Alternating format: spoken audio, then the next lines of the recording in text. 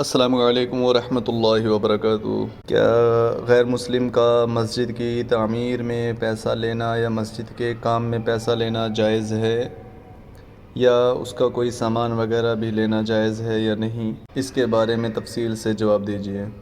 اختر: وعلیکم السلام ورحمۃ اللہ وبرکاتہ۔ اختر بھائی، بات ایسی ہے کہ غیر مسلم اگر نیک کام سمجھ کر مسجد کو پیسہ دے اور اس سے پیسے لینے میں کسی قسم کا اندیشہ بھی نہ ہو تو اس کا پیسہ مسجد کے لیے استعمال کرنے کی گنجائش ہوگی، اور مسجد کے کسی بھی کام میں اس کے پیسے لگانے کی اجازت بھی ہوگی۔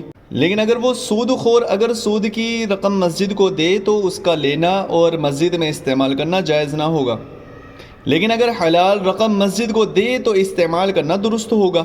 رقم مخلوط ہونے کی صورت میں بھی احتراز کرنا بہتر ہوگا، کیونکہ ہمارے اس علاقے کے اندر ایک کرنپور ایک چھوٹا سا گاؤں ہے، وہاں کے اندر یہی معاملہ ہوا تھا کہ وہاں پہ کم علمی کی وجہ سے کچھ مسلم لوگوں نے یا وہاں کے امام نے غیروں کا پیسہ لینے سے منع کر دیا تھا، جس کی بنا پر وہاں پر آج تک فساد ہے۔ تو یہ فساد سے بھی ہمیں بچنا ہے، تو ایسا نہ ہو کہ وہاں تو ہو چکا ہے اور باقی جگہ بھی ایسا ہو جائے، تو ایسا نہیں ہے۔ تھوڑا علم کو حاصل کیجئے، تھوڑا سا لوگوں کو اس چیز میں عام کیجئے کہ اس میں بہت سی وجوہات ہیں۔